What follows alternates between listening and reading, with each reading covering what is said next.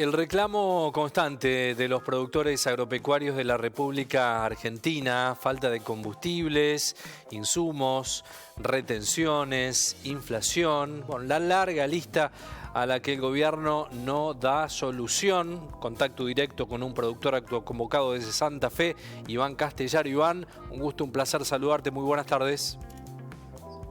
Hola, ¿cómo andás? Buenas tardes. Bueno, buenas tardes para toda la audiencia. Muy bien, gracias por el tiempo y por la comunicación. Bueno, lamentablemente uno quiere ser optimista, pero en etapas como esta, en este país, es muy difícil hacerlo, ¿no? ¿Cómo hacer para trabajar y producir con un contexto tan complicado, Iván?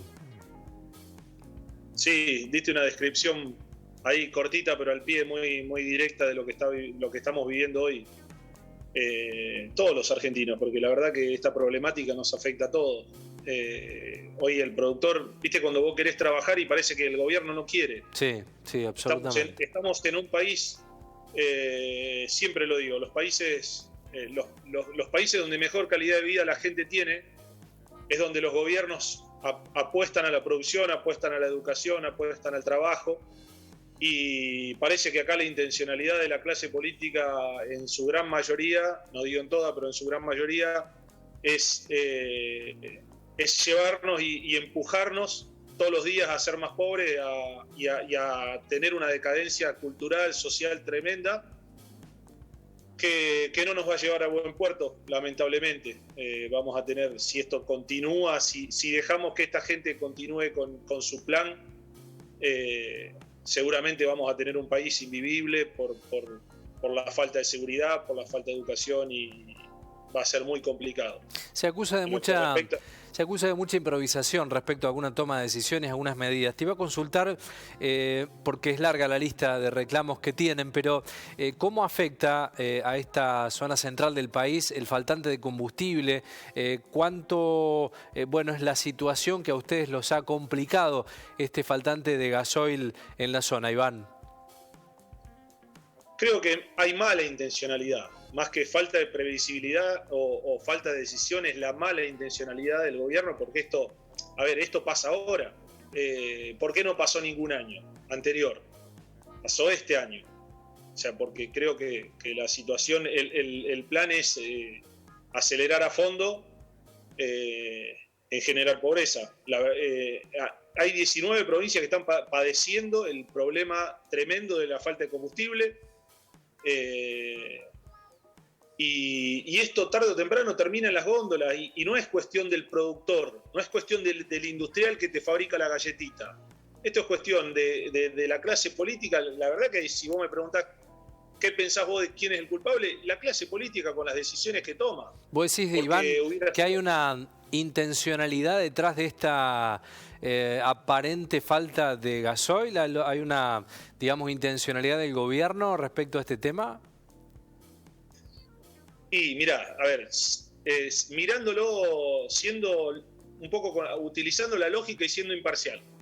Si yo te digo que tenés un país netamente productivo, donde el agro moviliza la mayor cantidad de la rueda, digamos, lo que es combustible, donde el transporte, tenemos un transporte que no utilizamos el ferrocarril, o sea, es todo transporte automotor.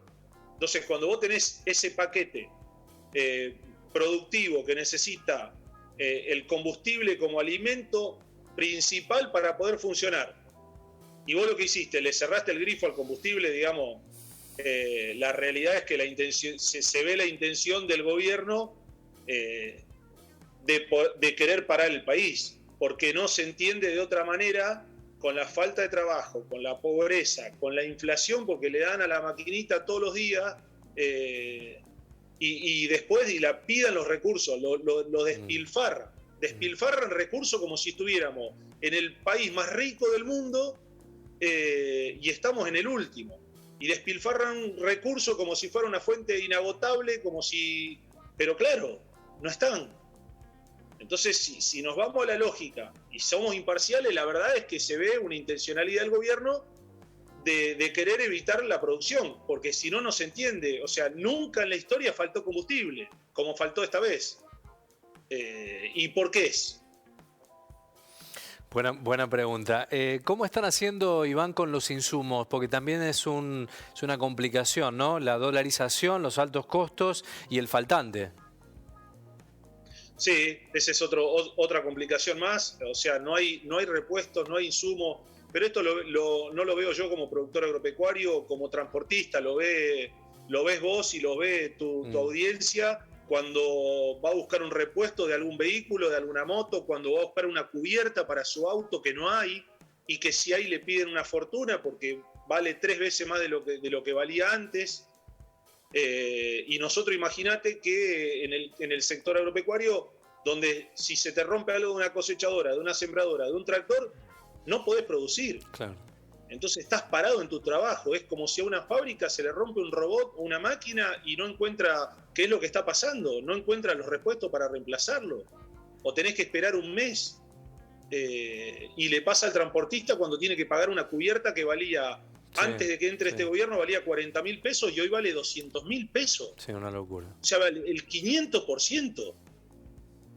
Eso evidentemente es por una intencionalidad y porque no sinceran el tipo de cambio, porque estamos, al haber una anarquía total, digamos, un abandono de la clase política hacia el país, porque la verdad es que lo único que la intencionalidad que vos le ves, o su preocupación principal es qué va a pasar en el 2023, quiénes son los candidatos, cómo zafan, cómo agarran poder.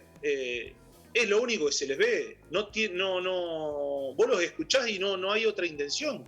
No les importa lo que está pasando el productor, lo que está pasando el industrial, lo que está pasando de día a día el ciudadano común que tiene que tomar colectivo o tren para ir a trabajar. Si llega o no llega a fin de mes, no le importa nada. Y nosotros la verdad que la vemos muy complicada. Hoy no hay cubierta para los tractores, para las herramientas, no hay repuesto, no hay combustible. O sea, producir así es inviable. Sí, sí, totalmente. Te da una impotencia, te da una desilusión de decir, che, tenemos un potencial tan grande para ser un país realmente donde la gente viva bien, donde se pueda vivir tener una buena calidad de vida, donde no haya que renegar como la manera que renegamos acá, todo al revés, vamos. Iván, como siempre, gracias por el tiempo y por la comunicación, ha sido muy amable. Gracias a ustedes por la difusión siempre y el espacio que nos dan. Saludos. Un fuerte abrazo. Salud.